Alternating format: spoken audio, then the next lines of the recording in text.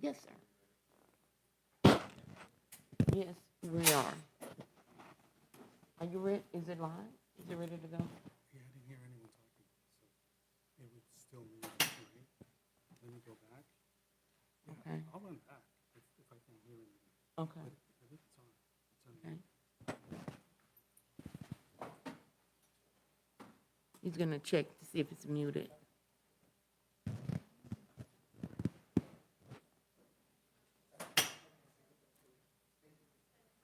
It's not, okay. We're ready to go. We're ready to start. Good evening, everyone. We're going to go ahead and call to order the Planning Commission for Tuesday, April the 16th, 6:32 PM. Do you want to lead us, Ms. Commissioner Perez, with a pledge of allegiance?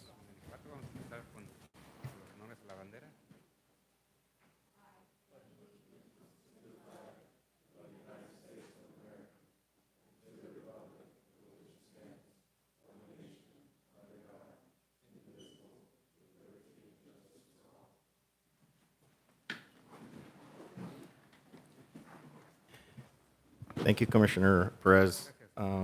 Ms. Washington, roll call? Thank you, Chair. Chairperson Jimmy Ozeta, Present. Vice Chair Giovanna Labron, Present. Commissioners Jose Delgado, Present. Daisy Pareto, Present. and Jenny Perez. Present. Thank you. Report on posting.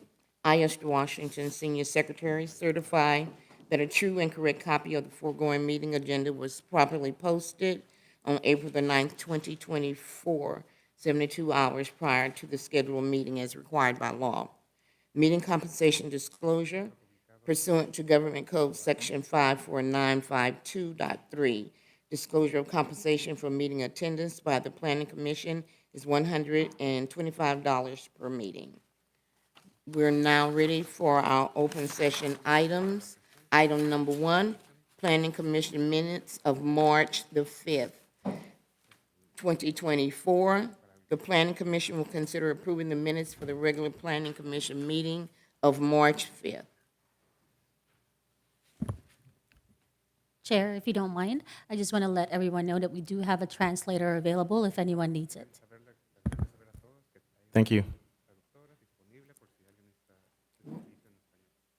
Need a motion? We have a motion to approve the minutes. I move. Any edits? So I move to approve the minutes.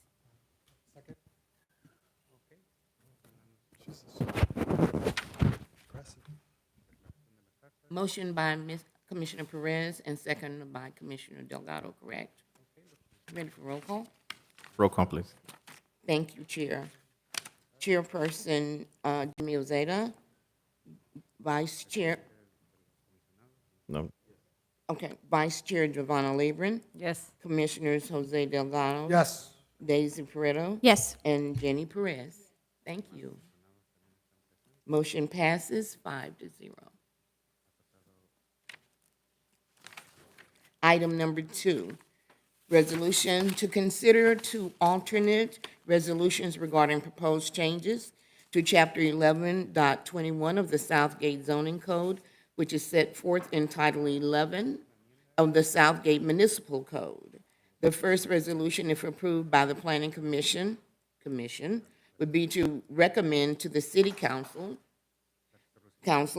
that the city's zoning code be revised to eliminate size limitations on warehouses in the city's urban mixed-use zones and commercial industrial zones. The second resolution, if approved by the commission, would direct the city's Community Development Department staff to study the matter further and return to the commission at a later date with recommendations. The resolutions are intended to be alternate approaches to the issue and have been written with the intention that the commission can approve either resolution, but should not approve both. The commission also has the option of not approving either of the two resolutions, which would effectively signify the commission's desire that the zoning code not be amended. Thank you. City staff, presentation? Yes, Paula Kelly, our contract planner, will be presenting the item. Thank you. Good evening, Mr. Chair and Commissioners. As Meredith pointed out, I'm Paula Kelly. I'm a contract planner, and I've been with the city since February 12th. So at the applicant's request, the zone change amendment was continued, rescheduled for the April 16th Planning Commission meeting. I'm sorry, can you, when you said the applicant, can you specify who the applicant is? It's OMP. Yes, it's Overton Moore Properties. Great, thank you very much.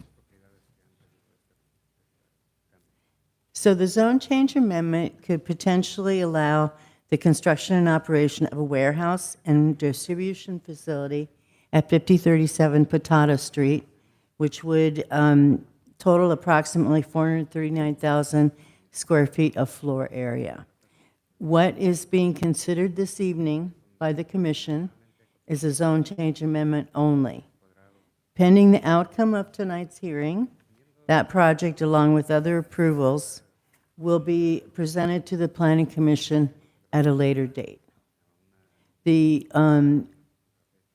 zoning code amendment was taken to you as a separate item because depending upon the outcome of your deliberation, the project will either go forward or it will not. There are a number of other discretionary approvals that have to be considered in the future, but we wanted to take this to you first so that you could consider it rather than going through a list of discretionary approvals and an EIR for your consideration.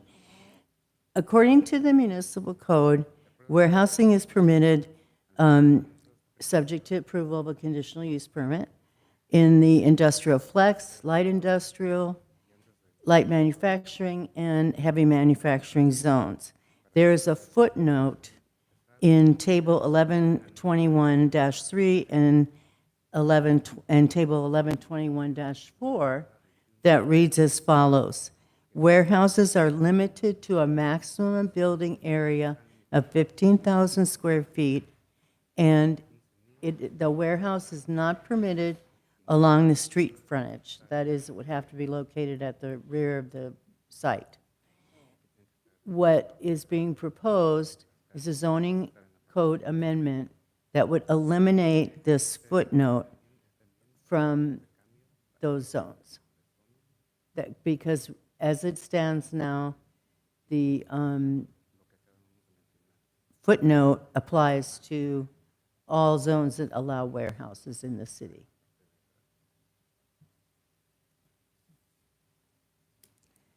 And this is one of a series of maps that shows where in the city the industrial flex transitional overlay is allowed. And if you will recall, industrial flex is intended to accomplish the following: allow existing businesses within the overlay to operate and allows additional manufacturing uses within the overlay, implement general plan mobility and element policies to reduce truck traffic along Firestone Boulevard, provide for standards to ensure the vision of the general plan is implemented and the proper transition between existing and adjacent uses is upheld. And you can see that zone is in the northernmost part of the city and is located adjacent to and north of Firestone Boulevard. The next map is the location map for the light industrial zone. And as you can see, that's in the western portion of the city. And the light industrial zone is intended to provide for a variety of industrial, office, and retail uses in a campus-like setting. The zone is intended to incubate and allow expansion of boutique industrial development. So that's an area of the city that would also do away with the footnotes that I mentioned with the zoning code amendment.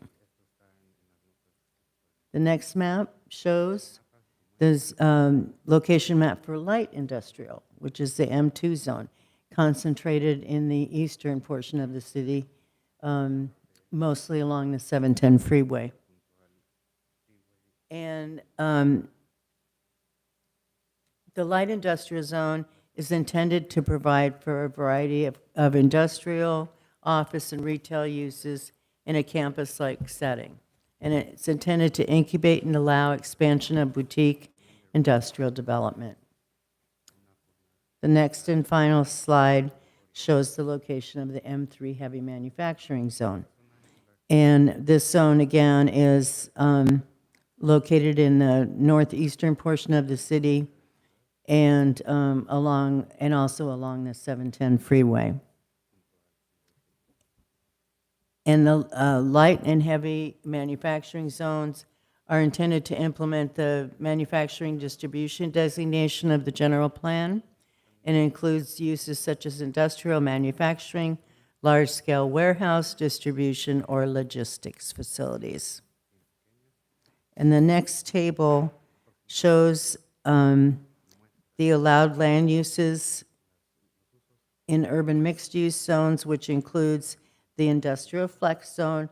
That's shown, that's highlighted, and you can see that warehousing in the industrial flex zone requires a conditional use permit. You will also see below footnote number 18 that is proposed to be removed, that would limit the maximum building area to 15,000 square feet for a warehouse, and again, is not permitted along street frontage. The next table, 21-4, shows light industrial, M2 and M3 zones, again, requiring CUP for the warehouse use. And again, there is a footnote that limits the size of a warehouse to 15,000 square feet and to a rear location on the site. As was previously pointed out, you have two resolutions before you this evening. One, if 2024-02A, if adopted by the commission, would recommend to the council that the zoning code be amended to delete those footnotes from the land use permission tables.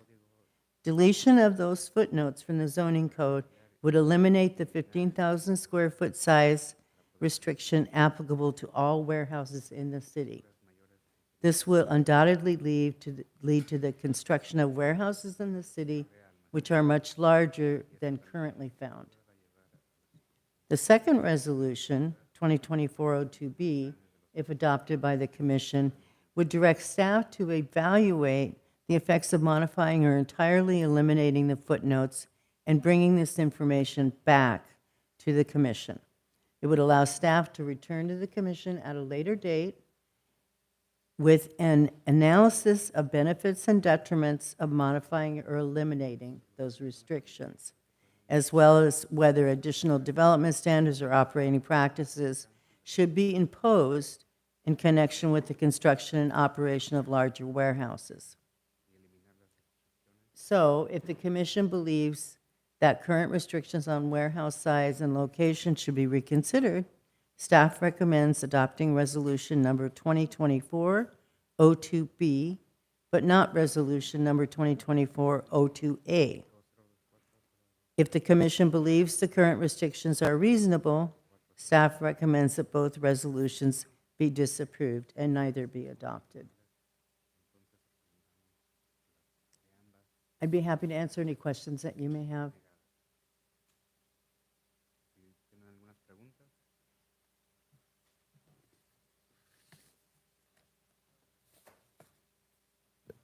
Does the commissioners have any clarifying questions before we open up to public comment?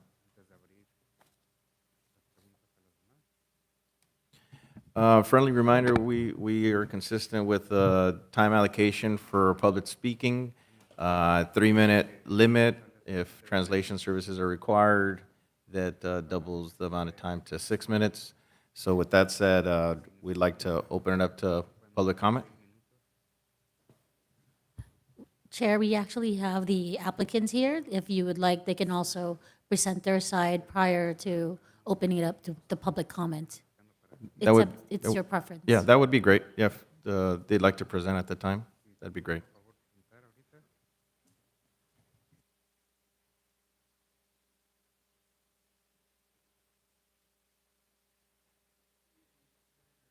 Buenas tardes, comisionados. ¿Me pueden escuchar? Mi nombre es Tío Cortés. Excuse me. There we go. So you couldn't hear me.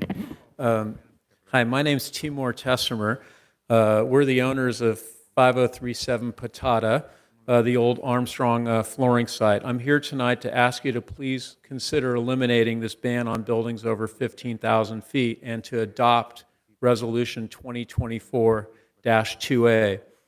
As many of you may know, we're proposing a state-of-the-art building for a build-to-suit for Anheuser-Busch. And this will be a regional headquarters that will bring 300 jobs to the community at an average pay of over $80,000 a year. We have a long-term lease executed with them.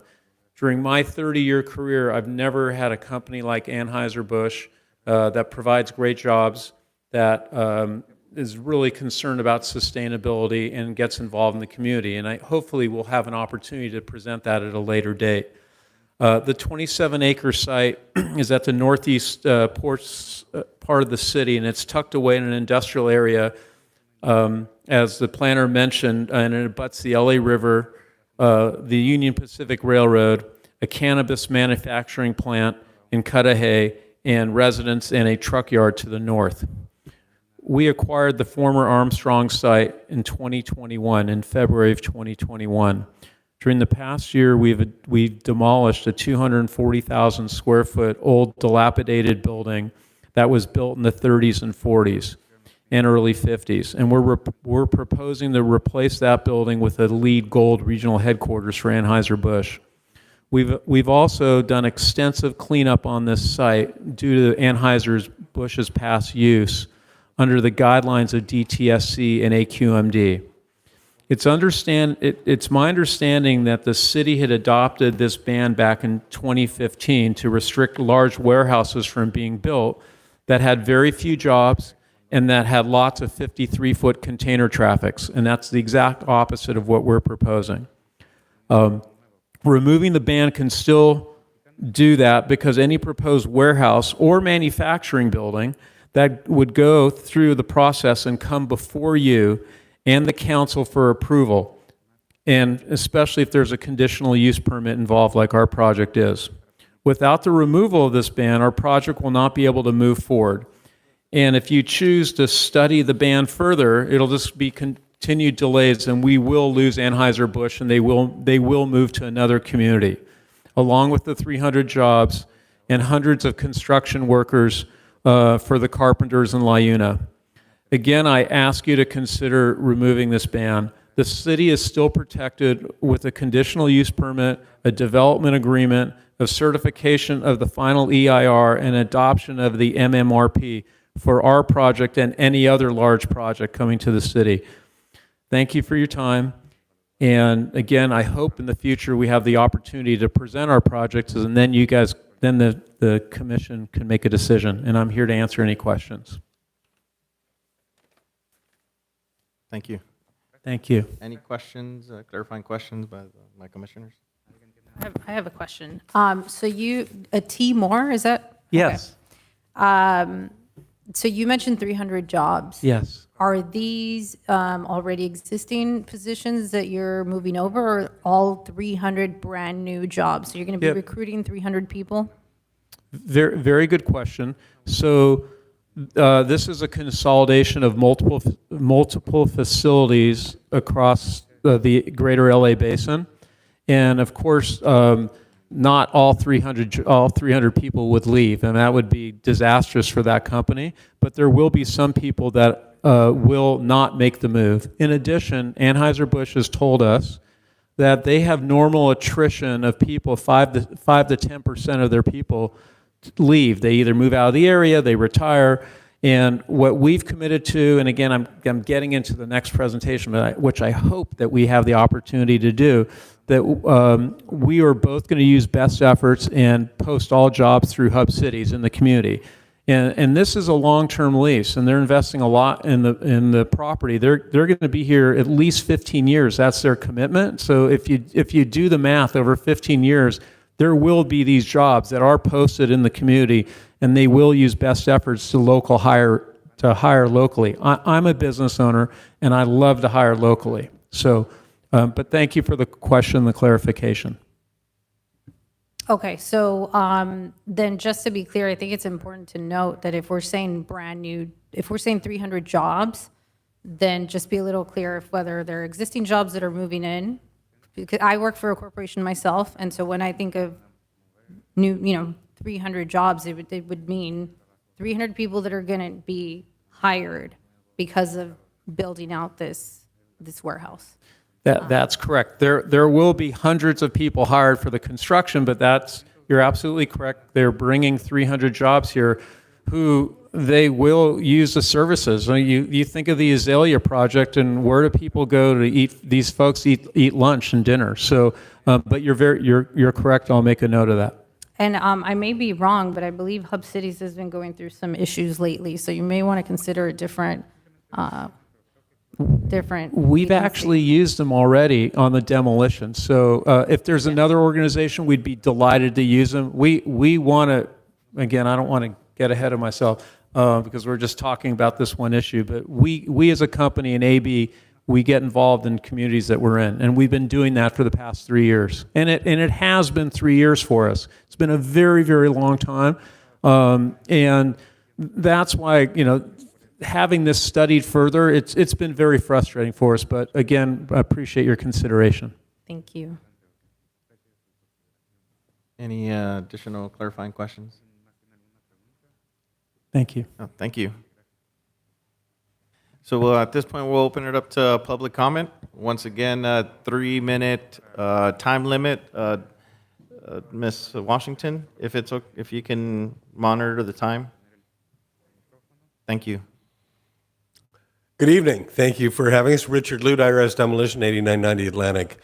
I've come to speak in favor of the first option of removing that footnote, and not for any one specific project, but because I personally have a problem with blanket rules that affect everything when we haven't looked at all of the various and sundry issues for each project.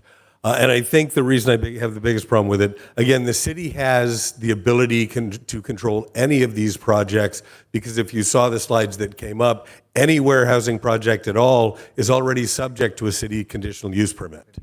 So the city has full control over any one of these projects without that footnote. And I just hate seeing that footnote in there, keeping a 15,000 square foot maximum space, because for 9 out of 10 projects, that will make sense. But if a 10th project comes to the city where it does make sense to have that larger project, we no longer even have the ability to consider it. So we have a CUP requirement for every one of these projects for you to control. You already have all of the control that you need without that footnote. But what you're not giving yourself is that ability to take that one project that would be beneficial to the city if that footnote didn't exist. Thank you.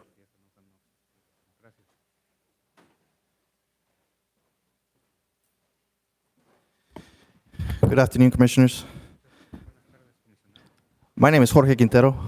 I am a resident here of Southgate. I live at 6046 McKinley Avenue. And I'm also a representative for the Western States Regional Council of Carpenters, Local 562, where we currently represent over 4,000 members who live and work and recreate in Southgate and the surrounding cities. 317 union carpenters live in Southgate, to be more specific. And we're here in support of this project because developer Overton Moore has committed to bringing good-paying construction jobs to the city of Southgate. These are jobs that will not only provide a livable wage, but also provide good benefits and apprenticeship programs. These are opportunities that will be available to our local residents here in Southgate. This project will bring a great company in Anheuser-Busch who has committed to bringing good jobs. Anheuser-Busch has a good track record with the carpenters. They use our carpenters for the construction and the maintenance of the projects. So I'm very confident, and I believe they'll put the best effort in making sure that these jobs are being brought to our local residents. So I thank you for your time, and I urge you to support the first Resolution 2024-2A. Thank you. Mr. Quintero, I'm sorry, what was your address again? 6046 McKinley Avenue. 646. Thank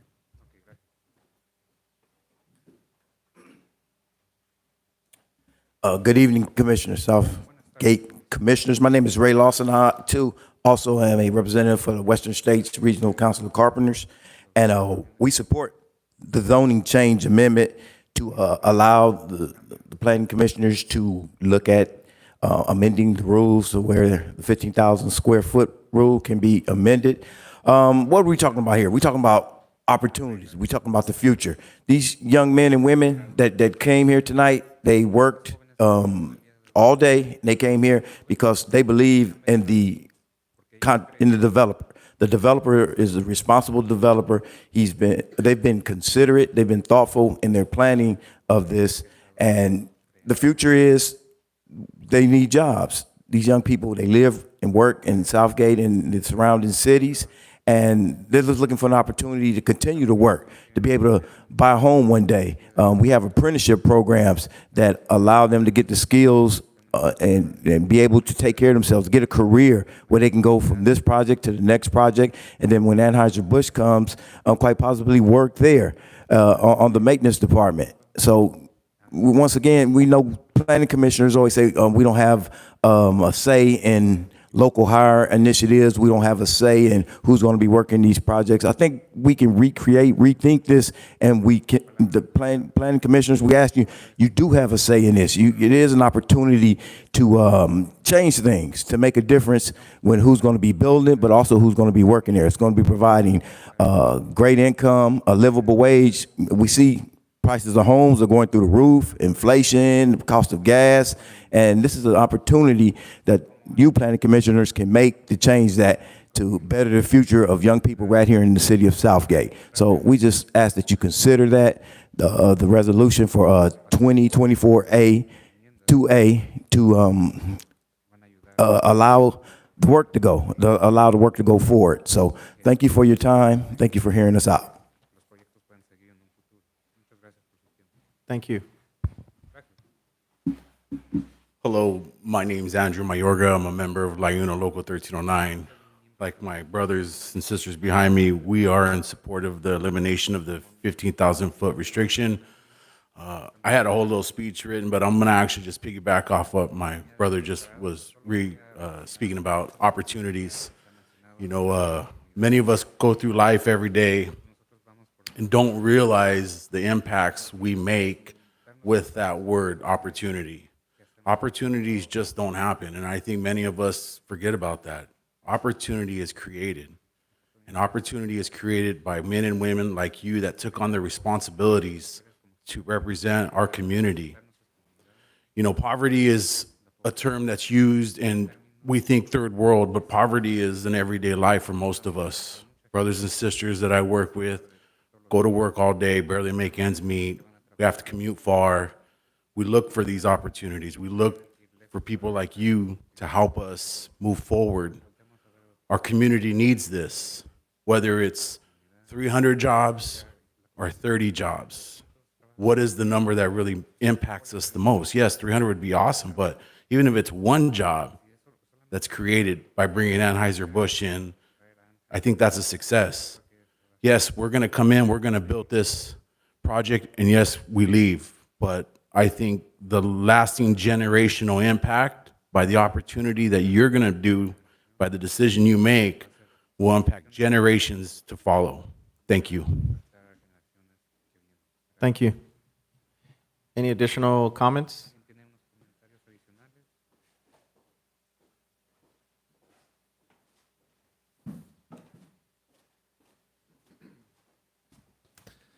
Good evening, Mr. Chairman, members of the commission. My name is Paige Gosney. I'm the land use counsel for the applicant for Overton Moore. First off, I just want to thank you again for your time tonight, for considering this zoning amendment.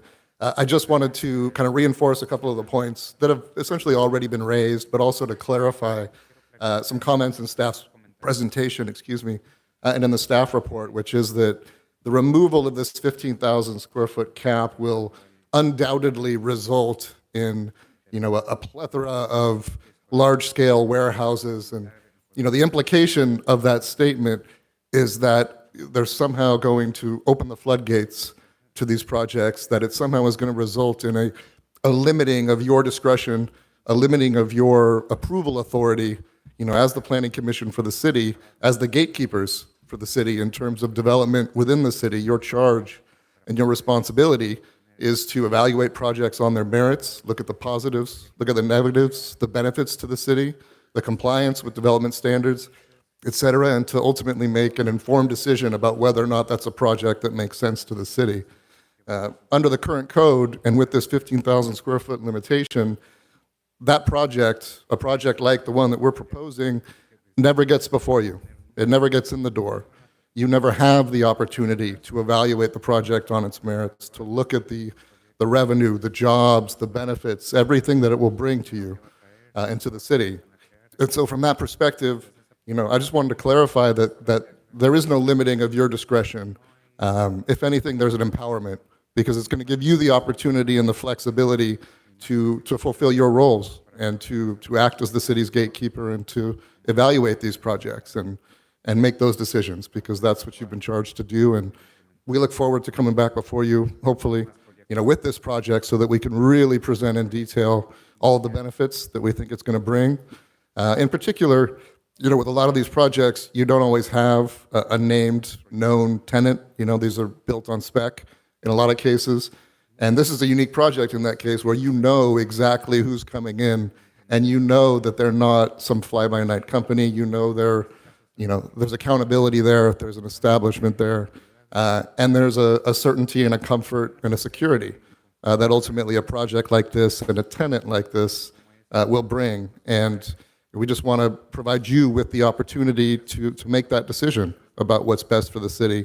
And the first step in that process is by amending this code to remove that 15,000 square foot limitation. And I'm available to answer any questions that you might have or otherwise that might come up. Thank you. Thank you. Any additional comments?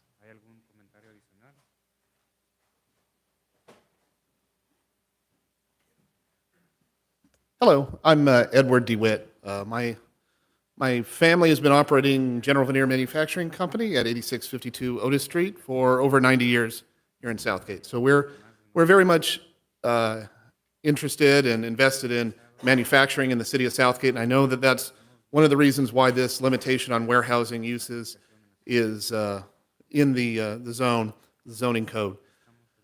But the truth of the matter is a lot of old manufacturing uses are no longer applicable in the city of Southgate or the state of California.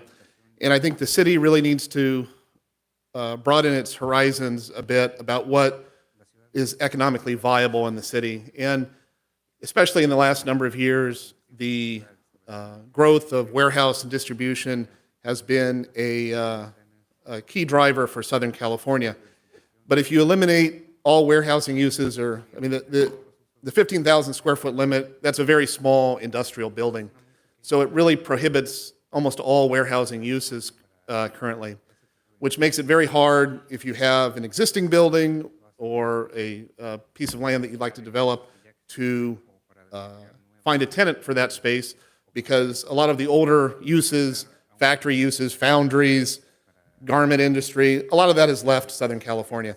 And so you have to look at what's economically possible in the city.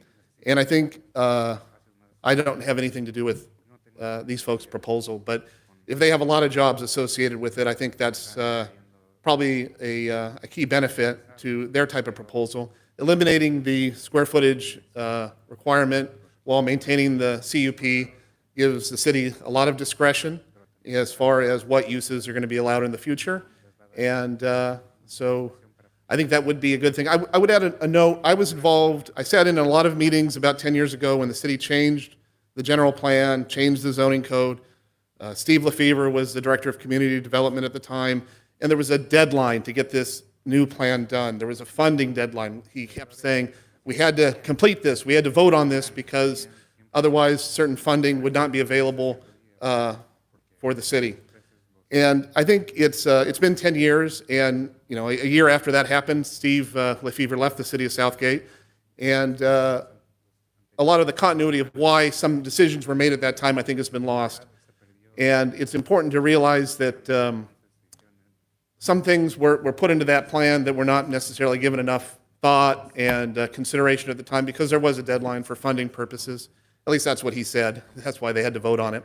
But anyway, I would appreciate you guys considering the first resolution, and if not the first resolution, the second resolution to study it further. But I think the first one is probably the better option. Thank you. Thank you. Any additional comments? If you do have comments, would you ask if you can line up to the left-hand side here so that we can continue to move the process along? All right, good evening. My name is Cecilia Madrigal Gonzalez, and I am representing the city of Cudahy tonight. Earlier tonight and my remarks today are just to put as part of the record that the city of Cudahy did submit a letter detailing and recommending that the Planning Commission reject both resolutions on the premise that both proposals are inconsistent with the city's general plan. And I do have copies of that tonight, but that is just my remarks for tonight. Thank you.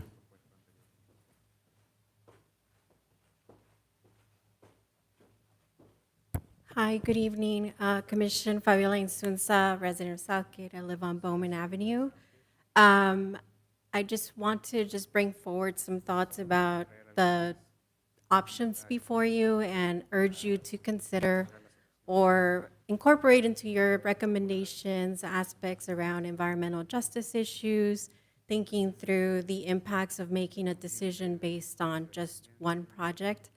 I'm all for, stimulating the economy and driving economic growth in the city, and I appreciate, the efforts that you might have to undertake if, let's say this project goes through and you create a CUP, but there's something else to be said about standardizing these decisions, standardizing the conditions that you might place, and you can only really do that by taking a step back, looking high level at what's happening in the city. This is one project in one corner of the city, but there's same zones in other parts of the city within, 1,000 feet or so of other sensitive uses. So changing the code for one project doesn't really make sense to me. What makes sense to me is taking a look at our code and looking at the impacts for different types of projects and then moving forward from there. So I just urge you to consider that and hopefully look at further study to consider how we might want to treat warehouses. Consider the Office of the Attorney General of the State of California has best practices recommendations on how to treat warehouses in jurisdictions. They have best practices of other jurisdictions, what they've done with the treatment of warehouses. So I just urge you to look at this further and not just make a decision based on one project and set a precedent from that. Thank you. Thank you.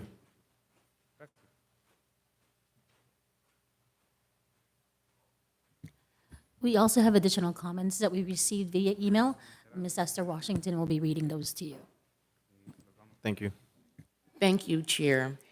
We have two comments. One is the letter that the speaker mentioned from the neighboring city of Cudahy.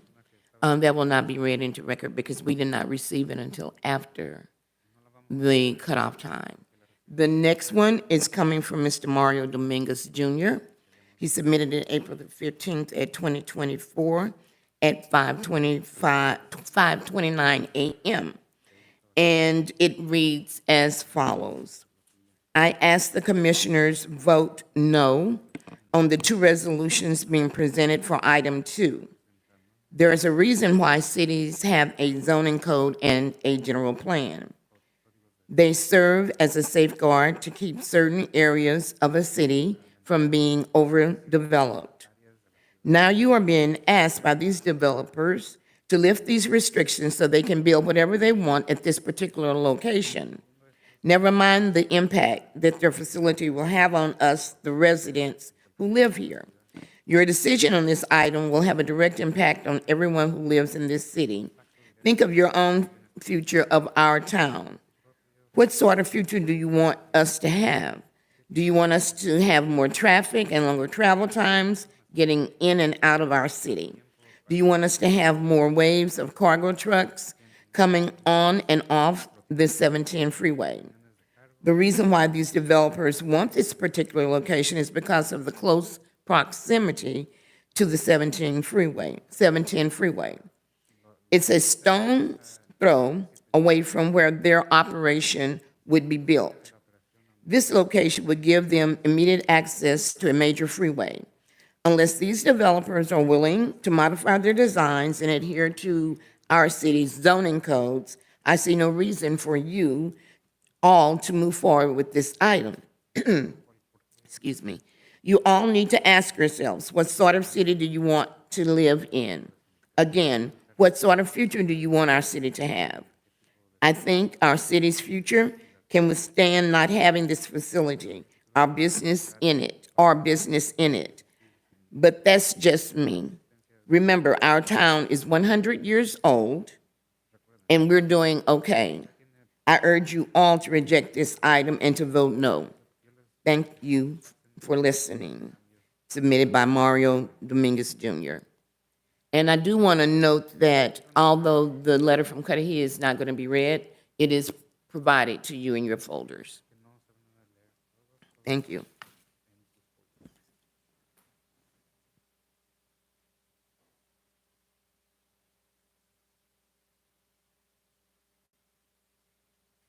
Is that the only letter? Those are the only comments for item number 2.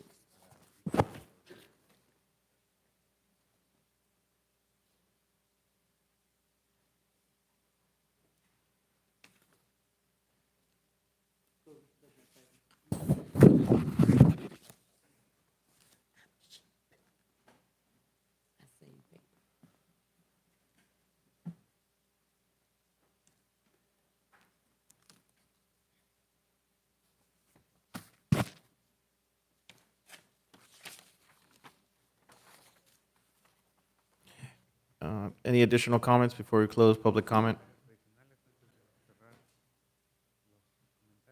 So we'll go ahead and close public comment.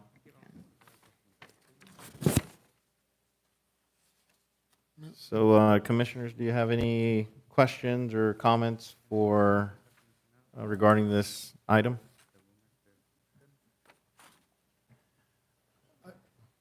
Yeah. Thank you, Chair. Questions for staff. Can you give me sort of an idea of what a 15,000 square foot location looks like here in the city currently?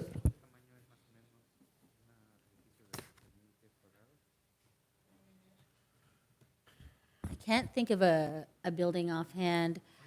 If I name a few, can you tell me what we're looking at? So like Schultz Steel on Firestone and the 710? Do you have a ballpark figure? I'd say it's about, it's close. I would say it's quite close because it's about 100 by, what is it, 1,000, 150. So it's 100 feet by 150, correct? That would be 15,000 square feet. Okay. Perhaps as big as this city hall in totality. In my other life, when I'm not representing cities, I represent shopping center operators, and I can say that a typical grocery store, a large grocery store, is around 60,000 square feet. Okay, think about a fourth of that. Got it. The other example, I think the gentleman whose business is off of Otis. Can you more or less ballpark your square footage, sir?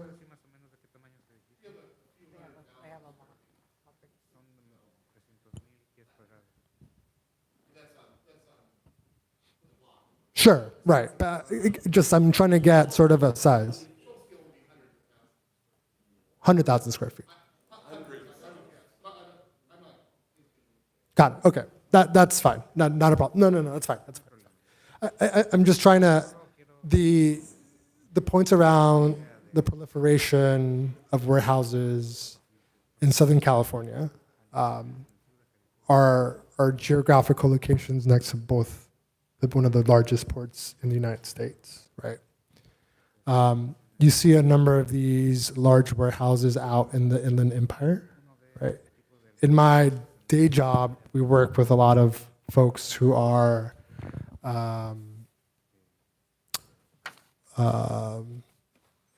organizing a lot of the truckers, a lot of the warehouse workers. So I understand the importance of well-paying jobs.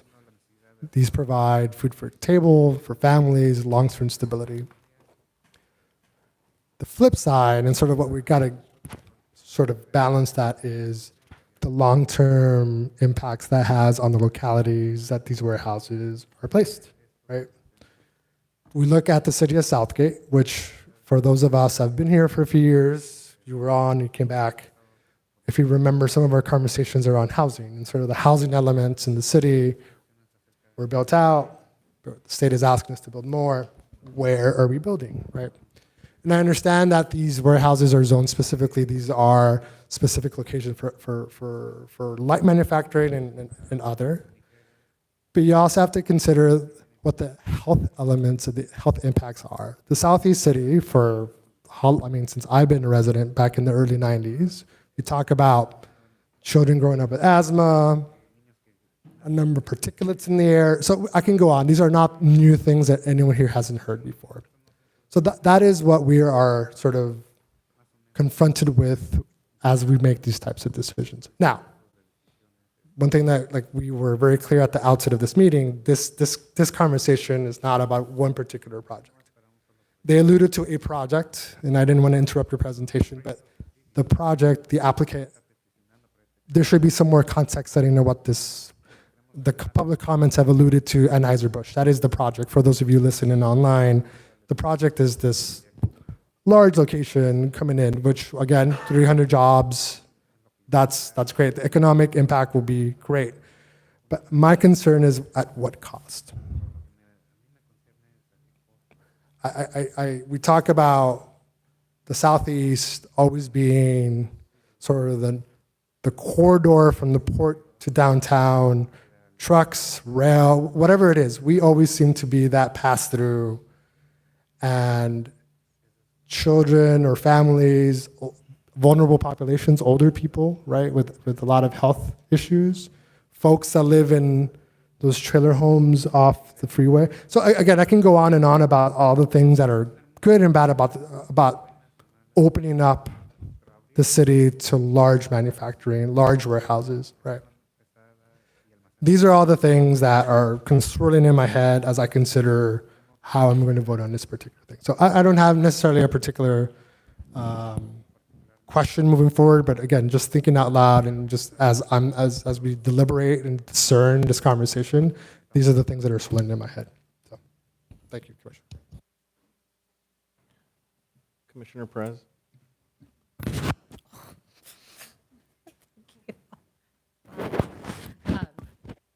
Commissioner Delgado, thank you for bringing all those things up, because I actually had the same concerns. I think some of the comments here, again, understood that, if a development like this could bring jobs, it could help the community in that sense. But I too also think about the long-term effects in terms of environment and how it would affect the community. If you look back to the map that was shown to us during the presentation by the city planner, we're surrounded already by warehouses. There's a lot of commercial properties on all borders, right? I myself grew up closer to Alameda. This community is also surrounded by freeways.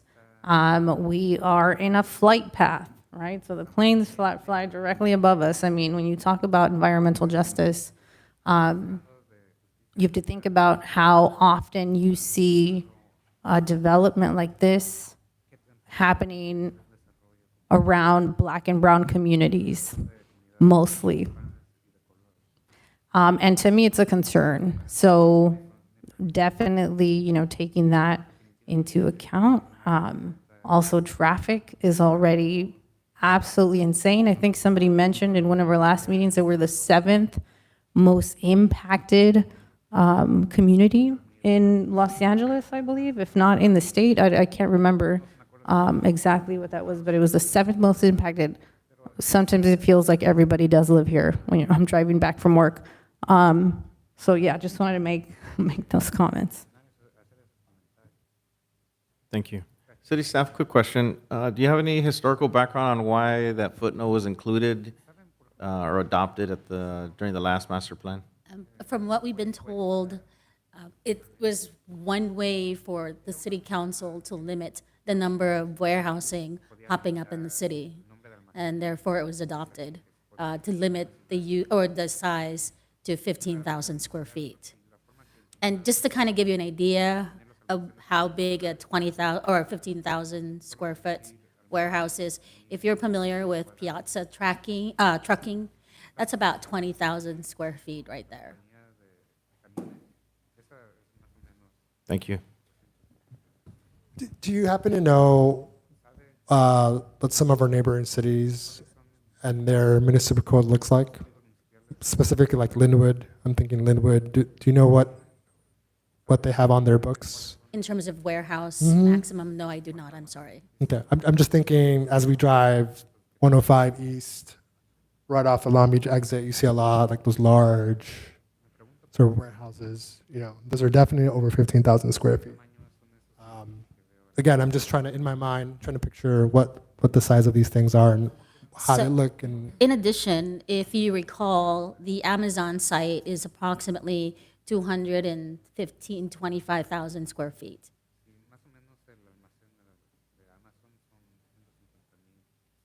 So I've taken the time to drive out to that side, aside of the fact that I work in Bell, so I drive through there a lot. And so I've seen the facility, I've seen all the improvements, I've seen all the great work that's been out there. You know, listening to the community, listening to my colleagues, listening, to other businesses, they're constantly saying, why can't we bring other businesses here to our city? Why are we always having empty lots? They're just abandoned there, and stuff. And I get complaints about our city not being very easy to work with, I've heard the negatives and the positives that people have shared about us, amending the zoning.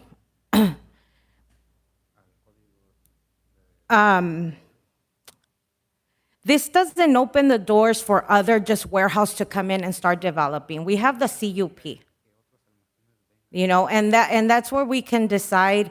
That's why we're here. That's why staff is here. We can decide what businesses, can be beneficial to our city, to our community. So when are we going to start trying to work together in order to develop our city? We have to try to work together with outside organizations that want to come in. Like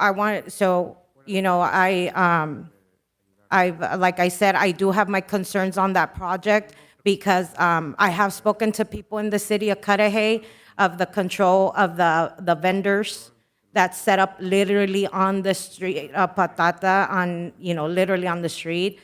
Trucks having to drive through. I was almost hit one time because, they're setting up. That's the only concern I have. And I'm realistic. I know 300 jobs, even though it says 300 jobs, it's never 300 jobs because they do bring people from their other warehouses, the other companies they already have. But, one of my biggest things has always been, how do we bring more businesses, better businesses to our city, that our our community can benefit from. So I'm just hoping that we can come to an agreement and try to see how we can work this out. So, you know, not, because I don't see just Anheuser-Busch as the one that we're talking about. I'm seeing it all around our city, not just one. It's to see how we can better develop our community and be more business friendly to me.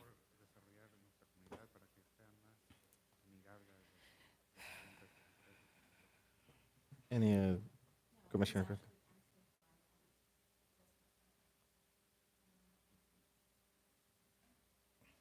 Just a few comments. I think, to kind of echo what some of my colleagues have referenced, at the end of the day, you definitely want to be open to bringing in new business, but the key thing to everything is not at the expense, the long-term expense of the city. And I think that's kind of what's in question today in regards to, do you go ahead and, eliminate this footnote that creates more flexibility for the city? But on the other hand, what does that really mean in regards to warehouses that are more than 15,000 square feet? What kind of environmental impact does that have? Any other size, whether it's 15 or 50,000 or 75,000, it's going to come with some significant impacts to our community when it comes to traffic, congestion, which is already, an area of opportunity for us. I don't like to use the word challenge. It's an opportunity for us as a city. So I think for me, it's really continues to be the long-term impact for the city as opposed to just this one-time kind of potential opportunity. The opportunities will come. Is this the right opportunity? Who knows? But I think as commissioners, we're kind of faced with a decision in regards to, there's a reason, there's a rationale for why this footnote was in place by the city staff. And, for me, it's very, very, I'm reluctant to deviate from what's in place without getting a better understanding of what maybe some of our surrounding cities are doing in regards to just overall square footage for warehouses. But those are just my comments in regards to the project.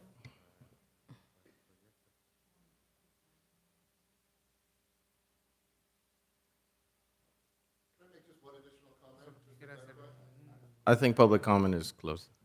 Sorry. Anything else, commissioners? Just so I'm clear, staff, or Craig probably, we're being asked to make two decisions, is that correct? Well, yeah, you have a choice of adopting Resolution A or adopting Resolution B or declining to adopt either. We don't recommend adopting both A and B because they're sort of mutually exclusive, since A says recommend to the city council to remove the footnotes, and B says, instruct the staff to perform more research and analysis. So if you believe that the footnotes should be removed, Resolution A would be the one that you would pass. If you think that more study is needed, Resolution B would be the one you would pass. If you think that you don't want to make any changes to the zoning code, neither resolution would be passed. And I think I'll leave it to you to figure out which of the two resolutions to put up for a vote first. And I know my colleagues can sort of phrase their motions in any way, but is there a preferred recommendation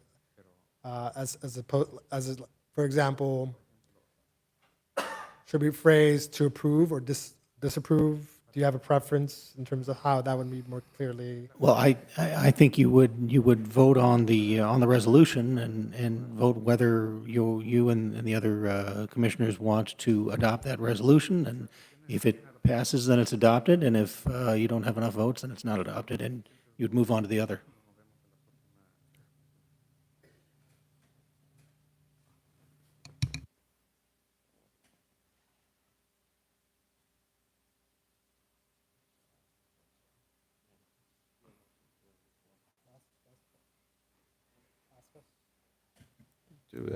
Does any of the commissioners have a motion?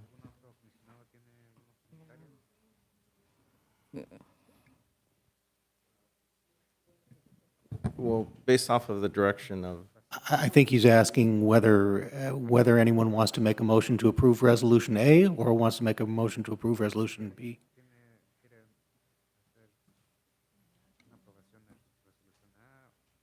And any of you can make that motion.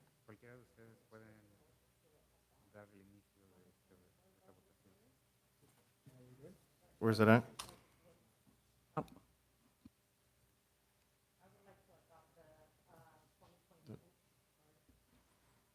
I would like to recommend to adopt 2024-02A.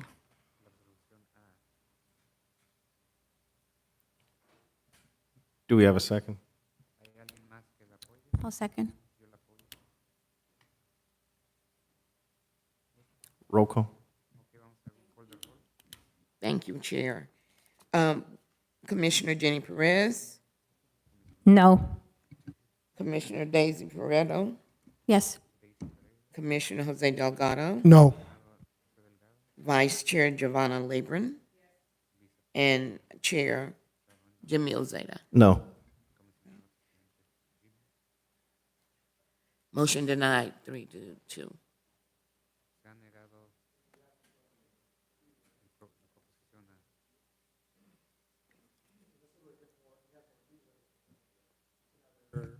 Accept or ask that staff go back and study more.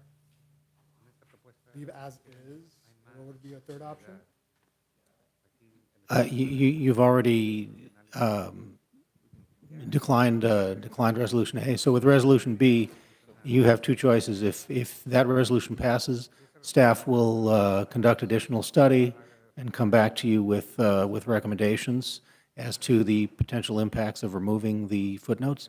If you don't pass this resolution, then in effect, no action is taken and no recommendation is made to either the staff, and the zoning code remains unamended. So would it be appropriate to make a motion to remain as is? I would recommend making a motion to approve Resolution B, and if a majority of the commissioners votes yes, then it comes back to staff for further study and back to you at a later time. If you make that motion and it does not pass, then it ends here, subject to appeal of the decision by the applicant. Great, good. Do we have a motion? A second, I'm sorry. So I move to, this is more to get everyone on the record. So can I say just to approve Resolution B, 2024B? Yes, that's my motion. Do I, there's a second somewhere? Do we have a second?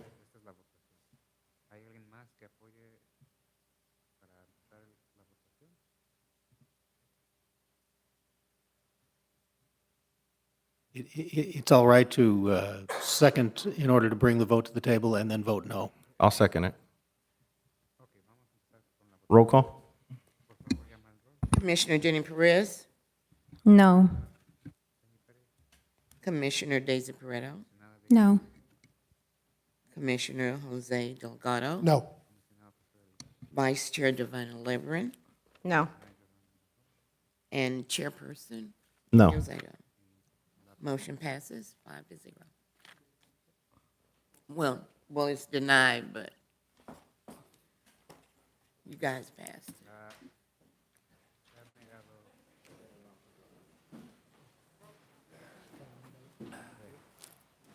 Ready for the next presentation? Ms. Esther, can you move us along with the next presentation? Sure.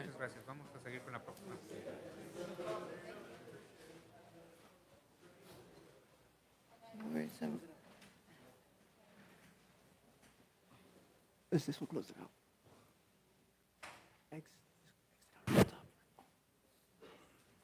Let's see it. And then go back.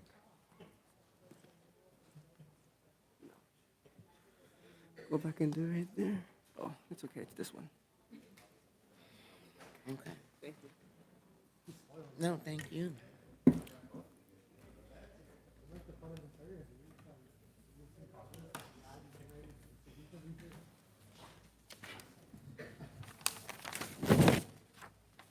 Ready? Yes. Ready to proceed? Okay, item number 3, conditional use permit number 23-0030. The Planning Commission will consider approving conditional use permit number 23-0030, which is to consider a request to allow the operation of a banquet hall with a catering license, type 58 ABC license, and the sale of beer and wine for on-site consumption, type 41 ABC license, in conjunction with a full-service breakfast-oriented restaurant located at 9849 Atlantic Avenue. The project qualifies under Class 1 exemption because the proposed project does not increase the existing building envelope and consists of corresponding tenant improvements. Okay, good evening, Commissioners. I'm Joshua Valdez, Contract Planner, here to present CUP 23-30, brought by applicant Lily Dillinger, to allow the operation of a banquet hall with a catering license and a beer wine license in conjunction with an operation of a breakfast-oriented restaurant at 9849 Atlantic Avenue, Suite H and J. The banquet hall is also proposing to have live entertainment, but that's not going to be voted on today. That's subject to City Council approval, but just to have that in the back of your head. Staff, what was that last part about city council? City Council, so the banquet hall is proposing live entertainment in conjunction with their operation, but that is subject to City Council approval. Understood. Thank you. I didn't hear you. Thank you. So the project site is located within the Tweedy Boulevard specific plan in the Tweedy Mixed Use 1 zone. The proposed project is located within an existing shopping center at the northwest intersection of Tweedy Boulevard and Atlantic Avenue. The project site is delineated on the map with red, blue, and green colors. The proposed breakfast-oriented restaurant, also known as The Pan, will have operating hours from 8 a.m. to 3 p.m., Monday through Sunday, and is designated by the red area. The banquet hall, called 1951 Banquet Hall, will have operating hours from 5 p.m. to 12 a.m., Monday through Friday, and is designated by the blue area. The kitchen facilities will be shared between the restaurant and the banquet hall. This space is designated by the green area shown on the map. In the TMU1 zone, restaurants are permitted by right. However, a restaurant that serves alcohol requires a conditional use permit. Similarly, a banquet hall land use and a catering license also requires a conditional use permit per Table 4-2 of the Tweedy Boulevard specific plan. If approved, the banquet hall will have a catering license which will allow clients to provide alcohol for their proposed event, through a licensed caterer. However, not all clients may wish to provide alcohol at their events. It's at their discretion. So this is the site plan of the location of the shopping center. There are currently 8 businesses operating in the shopping center, ranging from personal services to restaurant. The site has 91 parking spaces. The current land use at this location requires 81 parking spaces. With the proposed land use of a banquet hall and a restaurant, the total number of required parking spaces would be 114. The applicant applied and received an administrative modification that would allow them to reduce the required parking by 10%, which equates to 11 spaces, bringing the total number of required parking to 103. The administrative modification also allowed the applicant to utilize parking spots that were designated to other businesses that are closed during the banquet hall's hours of operation, such as the 7 spots reserved for the Pan and the 3 spots reserved for the pet groomers, resulting in a total required parking to be 93 spaces, which is 1 less than the current 94 parking spaces provided, making them compliant with the parking requirement. The Pan and the pet groomers provided staff with letters of support allowing and acknowledging that the banquet hall will use the reserved parking spaces. I would also like to note that there's currently a 22 CMU block wall that is architecturally compatible with the building, providing a sound buffer between the businesses and the adjacent residents on the north and west side.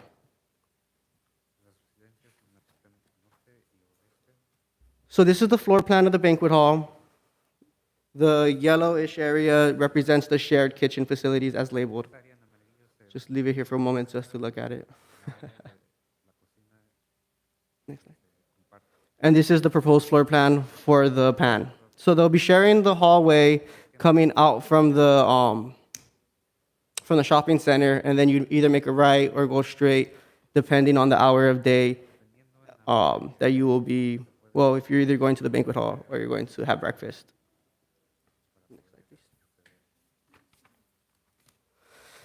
Based on the conditional use findings outlined in Resolution 2024-02, staff recommends that Planning Commission approve conditional use permit number 23-30, authorizing the operation of a banquet hall and for the banquet hall to cater alcohol beverages with a Type 58 ABC license and the sale of beer and wine for on-site consumption with a Type 41 ABC license in conjunction with the proposed full-service breakfast restaurant. Thank you. Thank you. Any clarifying questions from the commission? I have a question. You mentioned the hours of operation are Monday through Friday, 5 to 9 p.m., but they mentioned brunch. So is that is that on the weekend or is that separate? So there's two separate operation hours. The restaurant, which would be the pan, is strictly a breakfast restaurant that operates from 8 a.m. to 3 p.m. That's their window of time frame, while the banquet hall will be open from 5 p.m. to midnight. And for parking purposes, from 8 to 3, because that specific shopping center is there's a lot of going on. There's a liquor store, there's El Pescador restaurant, there's a dental office. So do they have designated parking for the morning portion? Yes, so the morning only requires 7 parking spaces, and there's enough parking spaces on site to accommodate the restaurant. It's only parking for the banquet hall, which requires much more parking given the amount of people that may come. And most of the businesses at that location close around 6 p.m. So just right when the banquet hall is starting. So we imagine that there would be less cars visiting those closed businesses, so it would allow the banquet hall to utilize an otherwise empty parking lot. Thank you.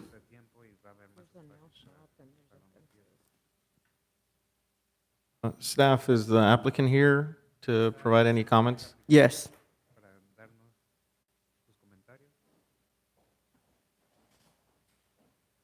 I believe also the business owner of the pan, Mercedes. Thank you.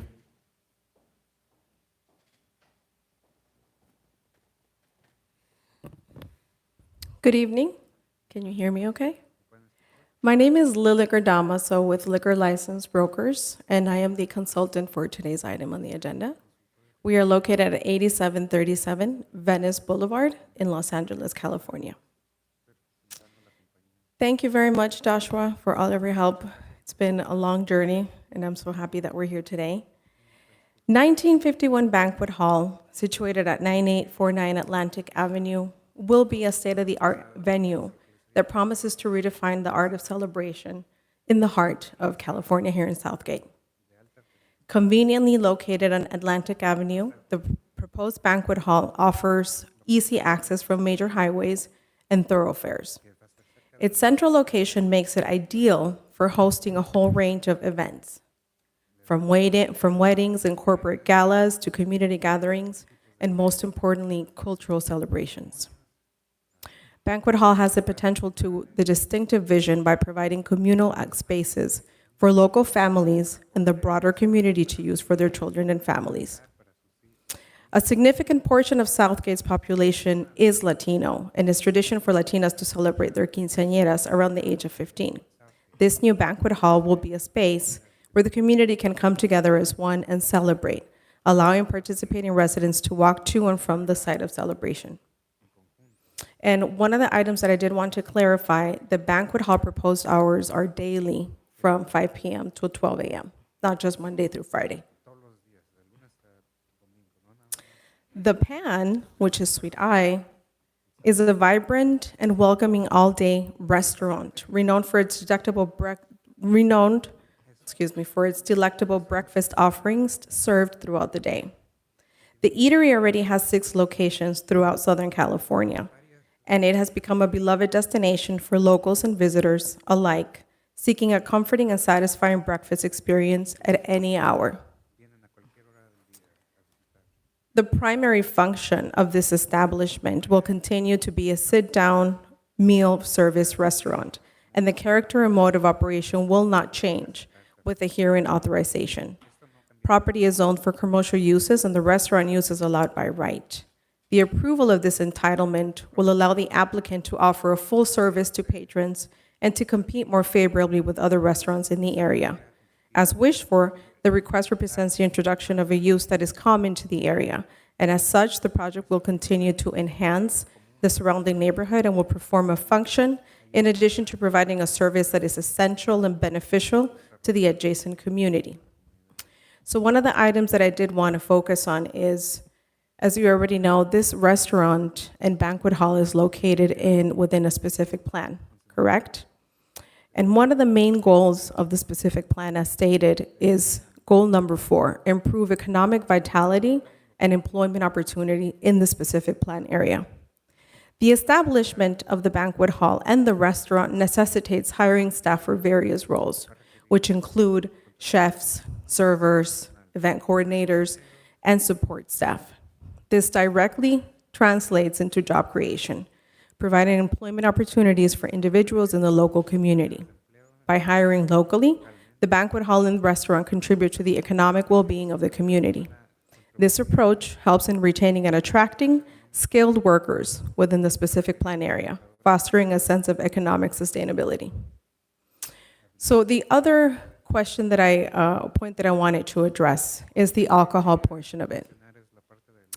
The alcohol will remain as ancillary use, secondary use. The banquet hall will be used for these events. Restaurant will be a sit-down restaurant. Alcohol is secondary. Applicants are not proposing a nightclub. They're not proposing off-site consumption. It's for on-site consumption only. The type of license that's being requested for at the eatery is a type 41, which is a beer and wine. It's not a full line of alcoholic beverages, which is consistent with the other locations that they have throughout Southern California. So the licensee is already experienced and knows how to properly and responsibly serve alcoholic beverages at the site. For the banquet hall, there isn't going to be an actual license at the site, a permanent license. ABC does not license banquet halls. So what they're proposing here is to have the ability to serve alcoholic beverages on site. If with a tenant, if with someone that they rent the space to wishes to provide alcoholic beverages with the event that they're throwing. How this works is the actual tenant would actually cater or hire someone else that has a license for on-site consumption, and then that's how they would cater it into the actual site. So I wanted to make that clear. There's not going to be a permanent license in the banquet hall, and that's done through a Type 58. So whoever's coming in to cater the event will need to have either a 41 or a 47, but they also have to have a Type 58 as well. And that applicant needs to adhere to all of the conditions that ABC already has preset for them in order for them to serve alcoholic beverages. And we're here today, myself, applicant, property manager, we're all here to answer questions if you have any. Thank you. Thank you. I do have a question. I didn't, unless I missed it in the paperwork, but what is the capacity for the banquet hall? The capacity for the banquet hall, it should state on the plans. Joshua, if you can help me with that. I do not have the plans in front of me, unfortunately, to provide you with that information, but I could follow up with an email. I think that would be important information to know before making a decision. I think it's less than 200. Less than 200? Last time I was in that property, it said maximum 200. 150? But I don't know if there's any chance. It's 150. 150. So, yep. That's it, yes. Less than 200. Thank you.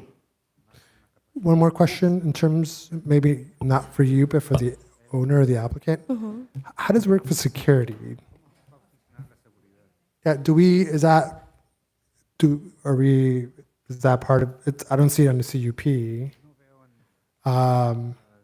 for better or worse, I've been part of some quinceañeras that probably get a little too rowdy and overconsumption, right? And I feel like in certain areas you would like to have some authority there. It's like that's like a third party. So I'm not sure what that looks like.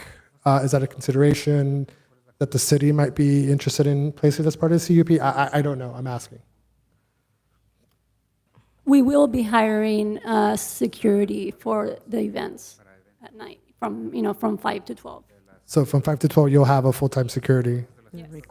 at the door, and inside, just to make sure, like everything, it's working properly and everybody is safe and also, the bartender will also be there just to make sure that, like nobody gets, The bartender also works more off than a tip, tipsy. so Excuse me, Chair, may I have them to give me their name for the record? Sure, for the record, could you Thank state your name, please? My name is Mercedes Ruffles, and I'm one of the owners of the PAN. And I'm Jasmine Lyman, and I'm the other owner. thank you. Thank you.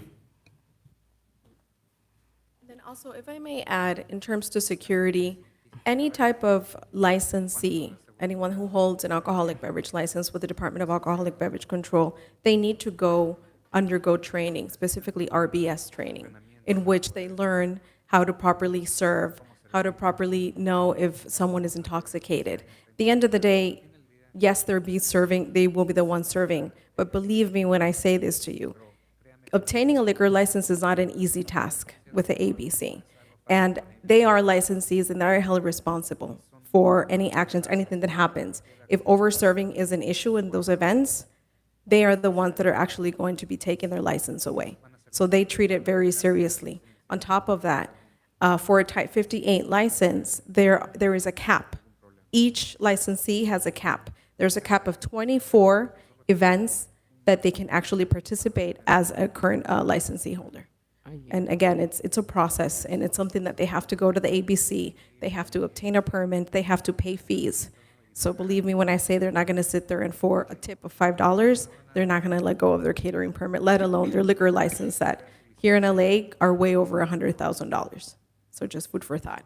So electronic devices will be there as well in order to serve alcoholic beverages, and security, like she said, will be there likewise. Thank you. Any additional questions? Commissioners, if I could make one more comment on safety.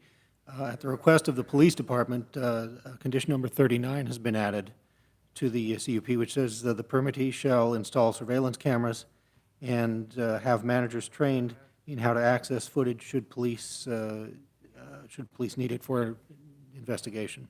So that's an added measure of security that the applicant has agreed to abide by here. Thank you. Perez, you had a question? No, I Comment? was just going to make a quick comment that my concern is the ability to have these events every day of the week versus, limited to only a certain number, because it is surrounded by homes, right? So, but I was going to say, hopefully we hear from the community on some of these concerns. So on that note, we'd like to open it up to public comment. Vamos a abrir el piso a comentarios del público.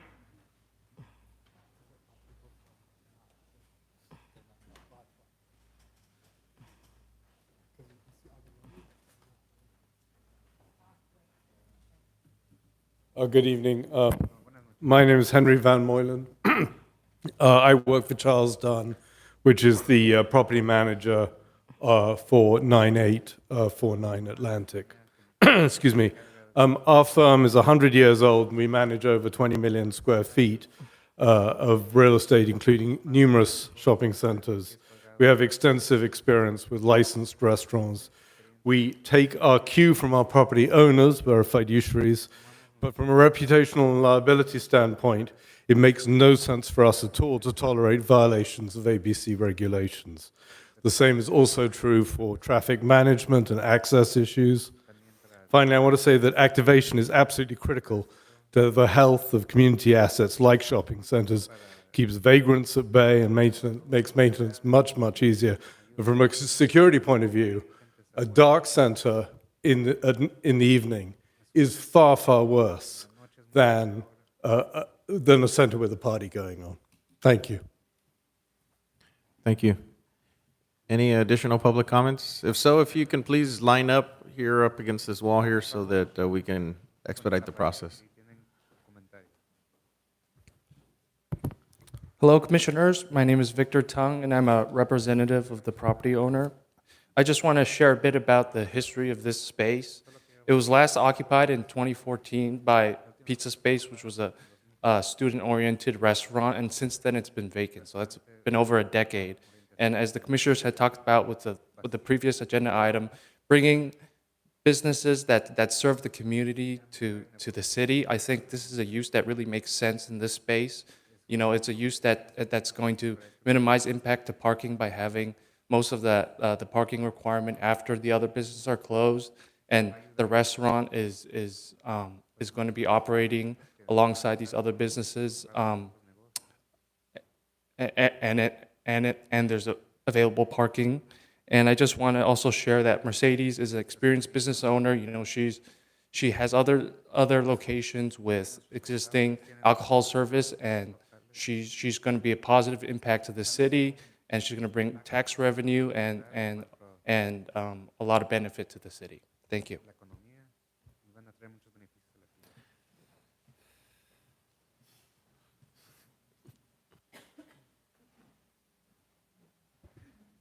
Hello, thank you for your time. Again, my name is Jasmine Lyman. I'm the other owner of the Pan, and we've been in business for 12 years. I'm a chef. She worked for logistics.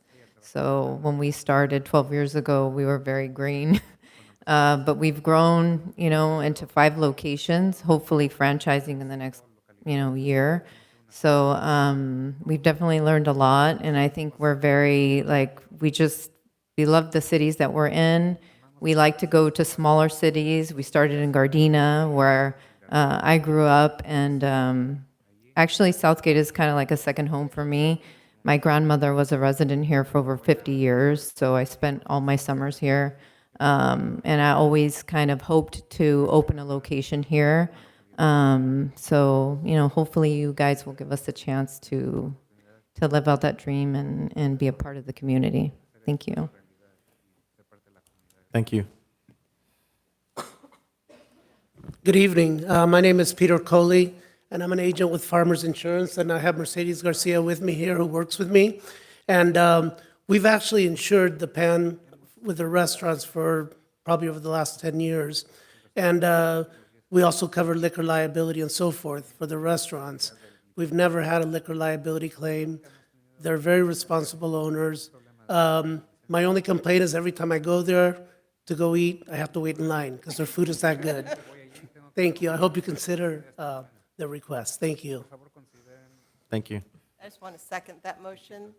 They're very successful, and they're very community-oriented and family-oriented.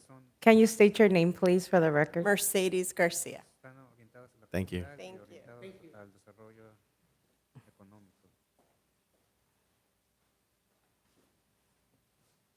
Hi, my name is Nina Padilla, and I live in Hayden Park, and I'm really jealous that you guys may get the Pan. I think you need to get it. If you ever saw the movie with Kevin Costner, Field of Dreams, if you build it, they will come. I swear that the Yelp reviews will go skyrocketing. The crowds are going to come. I would love them to be at least in Southgate, so I don't have to get on a freeway and head to Gardena or head to Long Beach. I can just take Florence to Atlantic, and I know I'm going to have a great meal. These are very responsible young women. I admire them. They took that leap when it was hard for women to do it. Please let them open up.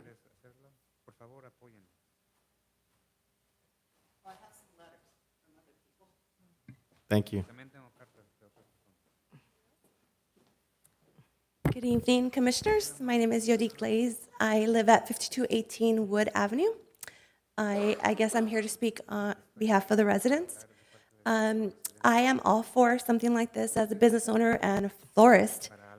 It is so hard for anyone to make preparation for their wedding or anything that is really here in our city.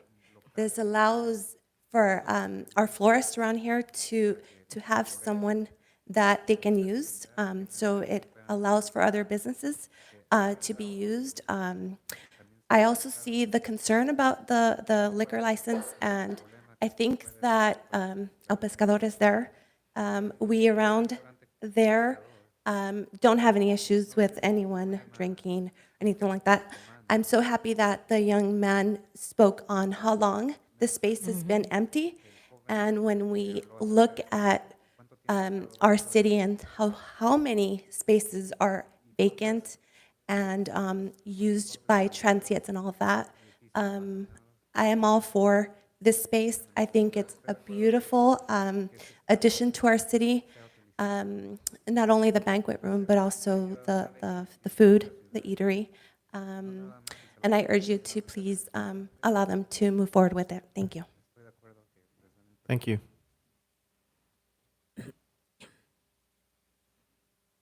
Close it. We'll close public comment. We do have letters that we received that Ms. Esther Washington will be reading as well. Sorry, Chair, can we just submit those for the record, or? Sure. I'm sorry, I jumped on you. Just submit those for the record, I think. Do we have them here? Okay, so I think we don't need to read those, if you don't mind, Chair. I think we can skip those. Thank you. Any comments or questions? Yeah. Question for the PAN representatives or the owners. Is having a banquet hall part of your business model?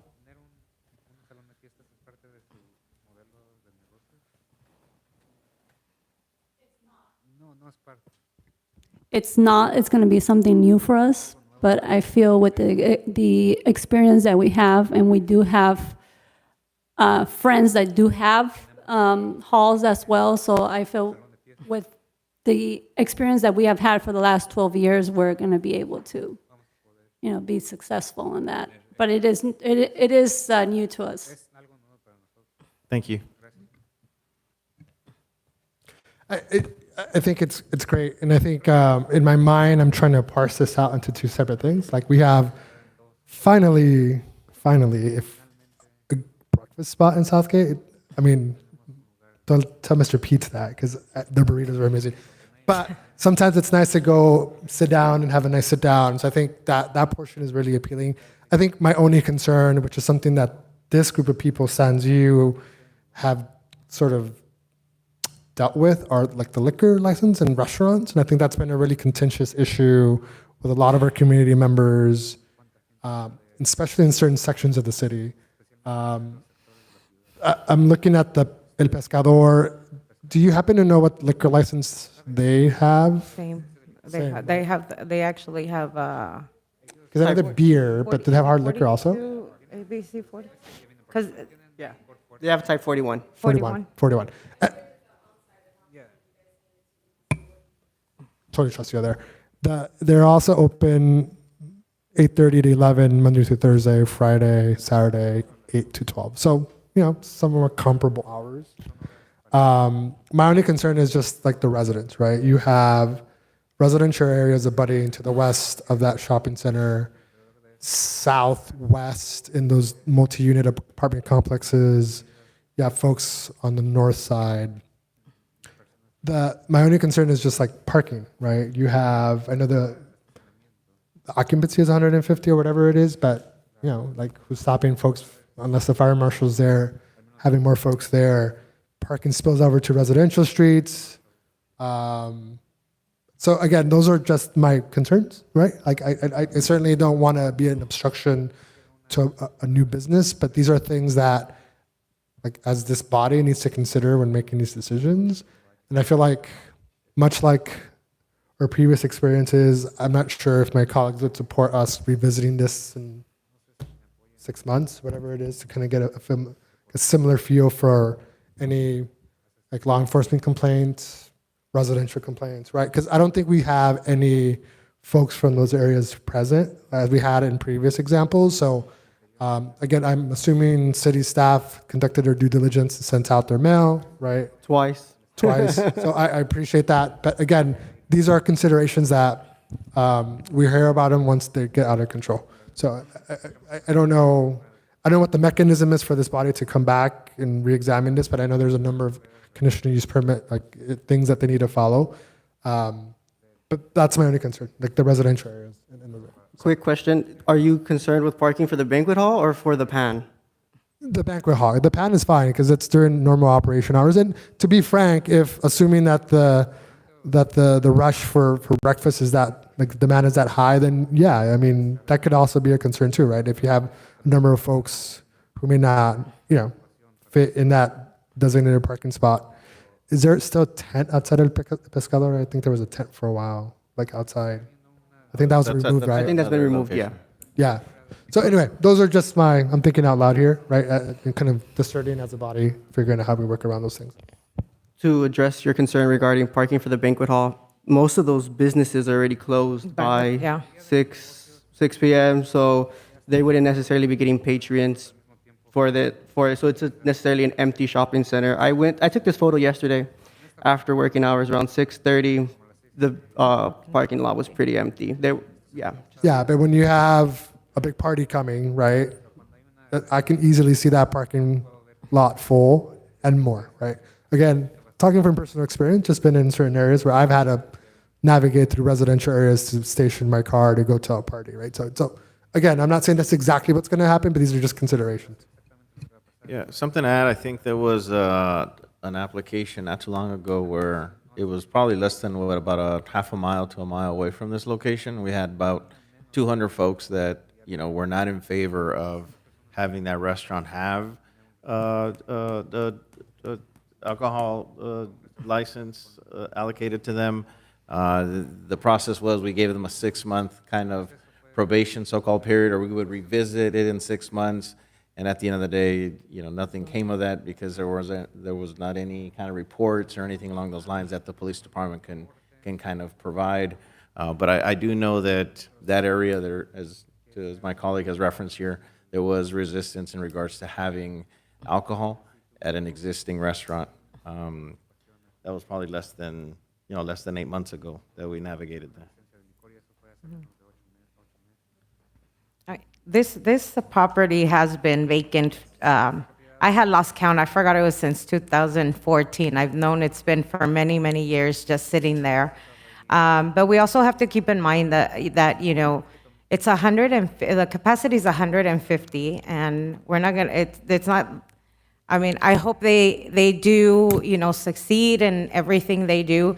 But realistically, like when people are renting the banquet hall, it's Friday, Saturday kind of thing. And the businesses around there, I think only the nail shop is the one that's open the latest there, and the liquor store, which is corner to corner of that property.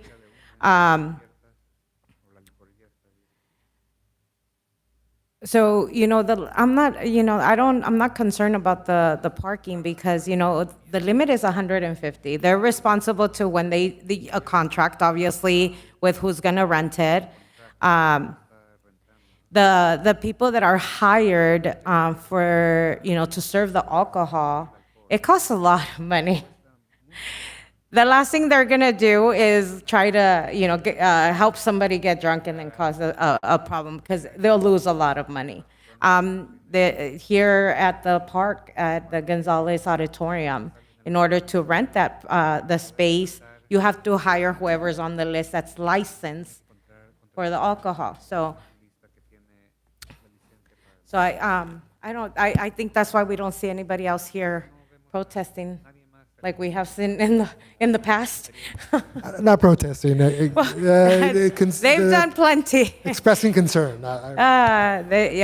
So the residents should have been here if they had any concerns, especially if something has been sent out twice. Well, in defense of the community, they did come out last time and we voted against what they supported. So maybe they feel defeated. That's just my comment. Oh, I forgot what I was going to say.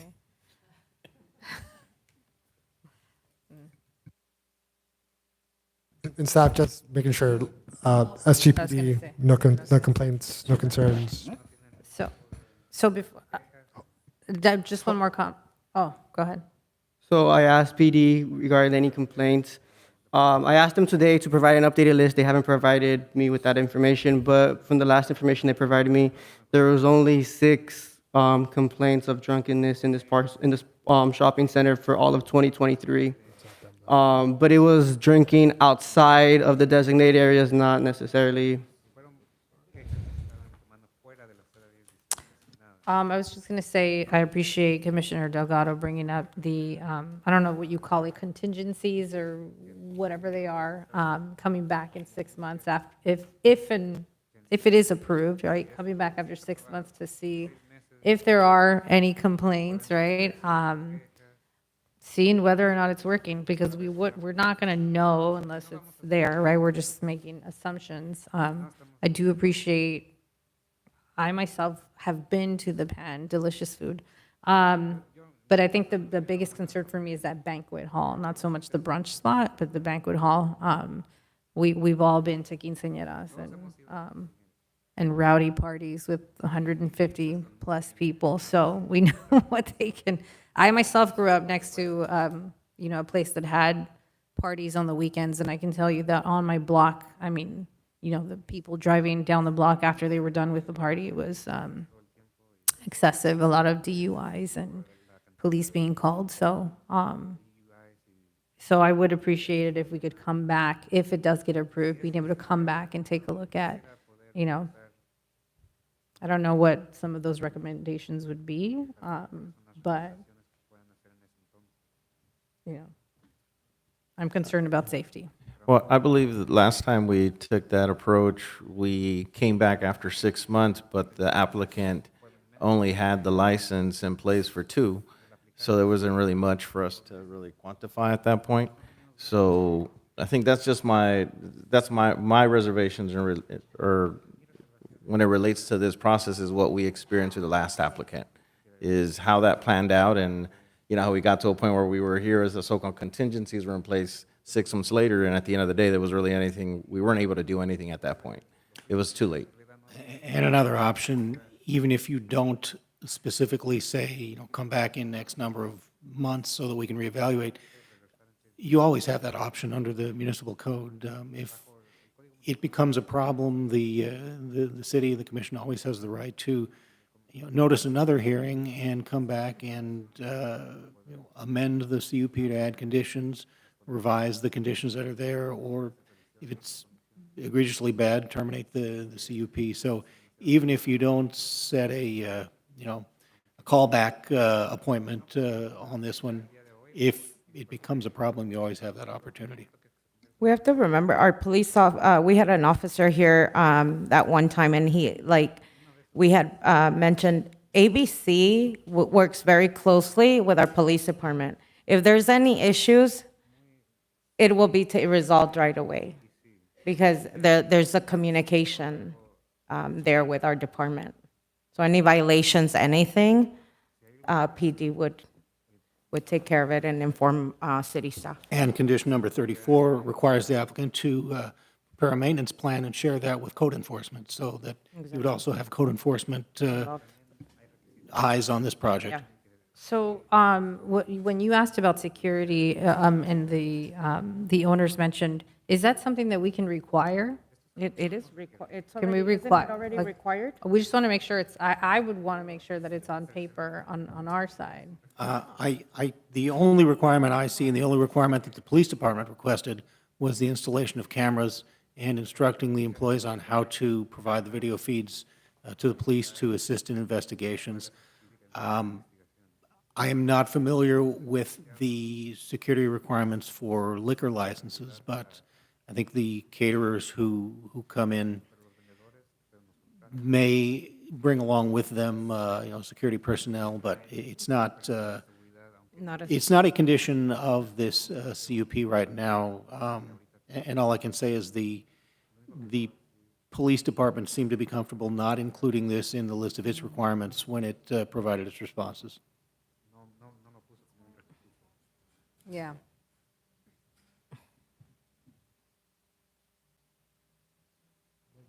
Commissioner Prieto? Do you have a plan, like when you rent the banquet hall and stuff, are you gonna have that in the contract that security is required if they're gonna have alcohol served? Yes, I don't think I will trust 150 people without a security guard, you know? Like, you have to have some type of, eyes, so that for sure, even though if you guys don't, require it, we will have one. The city staff, can you speak to the requirements? I know there's the rental space at Southgate Park. What's the requirements there in regards to applicants and security at that location? What do we have in place there? We actually have our own CSOs available when we have events. So as far as I'm concerned, I don't believe that we require it from a private party, but I can ask the director of Parks and Rec if you'd like. Thank you. My understanding, when you rent the auditorium for any event that's not obviously a city event, but that it's rented to anybody in the community or outside community. But if they're going to serve alcohol, they are required to have security hired. That's what my understanding was. Don't mark my words. But somebody from Office A obviously could let us know, or Steve Costley, staff. Any additional comments by my colleagues? No comments, but I'm ready to move. Great. Do we have a motion? Yes, I have a motion to adopt findings as outlined in resolution number 2024-02 and approve conditional use. If I could make one comment, I think we need to. Yes, please. We need to renumber that. I think it's going to be 03. The two previously were as just a typo on what we were given. Sorry about that. Yeah. It's our fault. It's not your fault. So to approve conditional use permit, right? But with the stipulation that I hope my colleagues will be on board with, that in 6 months from the date of the liquor license issued, we return as a body, whoever's here, I may not be here, God willing, revisit this to figure out and if we can have someone from SGPD present for that, just to make sure that we cover all of our bases there. Yes. Revisit this issue just to see how things are going. Okay. But we expect things to go amazing because we're again super excited about the breakfast spot. So I move. Second? Roll call?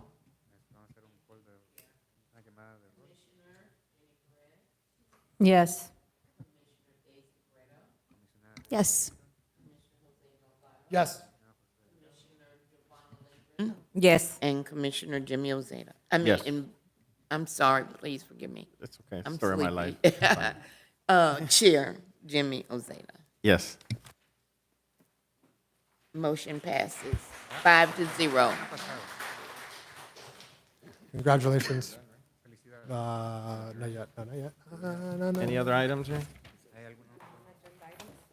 City comments? We have none, Chair. You have to have audience comments. Yeah. Oh, audience comments? No, I think we heard the round of applause. Any comments by my colleagues here? Well, I want to invite all of you again. I'm so excited. Every year, every May, I'm excited of our opening day. The Junior Athletic Association is the least expensive in our community for baseball, basketball, and softball.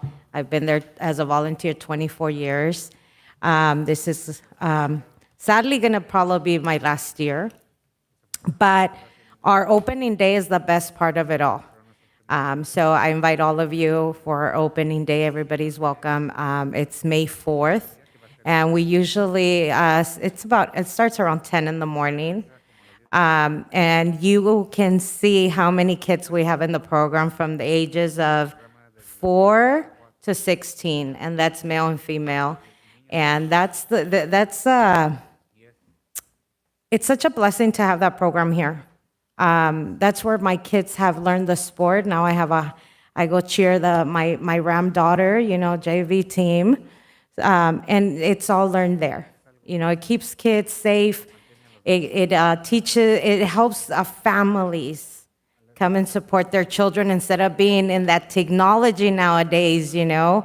And yeah, we're like the lowest program in the surrounding Sala area for only $80 a season, the lowest. And so, yes, I would love for all of you to come out and to see exactly, everybody's a volunteer, by the way. Everybody's a volunteer. And you get to see how many children we have out there, how many families come and enjoy their children playing ball. And we're going to make it more exciting this year. So everybody's welcome. Like I said, it's around 10 o'clock in the morning. And it's Saturday, May 4th. Any other comments? No? We are ready to adjourn the meeting at 8:23. Meeting adjourned. Ok, la junta ha terminado.